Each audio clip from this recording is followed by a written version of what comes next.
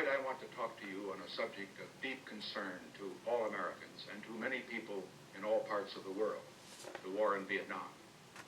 I believe that one of the reasons for the deep division about Vietnam is that many Americans have lost confidence in what their government has told them about our policy. The American people cannot and should not be asked to support a policy which involves the overriding issues of war and peace unless they know the truth about that policy. Tonight, therefore, I would like to answer some of the questions that I know are on the minds of many of you listening to me. How and why did America get involved in Vietnam in the first place? How has this administration changed the policy of the previous administration? What has really happened in the negotiations in Paris and on the battlefront in Vietnam? What choices do we have if we are to end the war? What are the prospects for peace?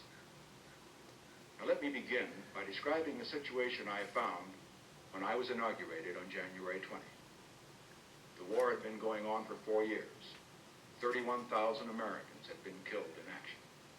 The training program for the South Vietnamese was beyond schedule. 540,000 Americans were in Vietnam with no plans to reduce the number. No progress had been made at the negotiations in Paris, and the United States had not put forth a comprehensive peace proposal.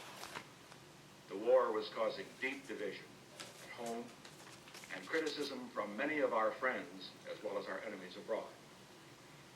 In view of these circumstances, there were some who urged that I end the war at once by ordering the immediate withdrawal of all American forces.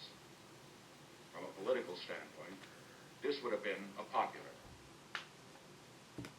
and easy course to follow. After all, we became involved in the war while my predecessor was in office. I could blame the defeat, which would be the result of my action, on him and come out as the peacemaker. Some put it to me quite bluntly. This was the only way to avoid allowing Johnson's war to become Nixon's war. But I had a greater obligation than to think only of the years of my administration and of the next election. I had to think of the effect of my decision on the next generation and on the future of peace and freedom in America and in the world. Let us all understand that the question before us is not whether some Americans are for peace and some Americans are against peace. The question at issue is not whether Johnson's war becomes Nixon's war. The great question is, how can we win America's peace?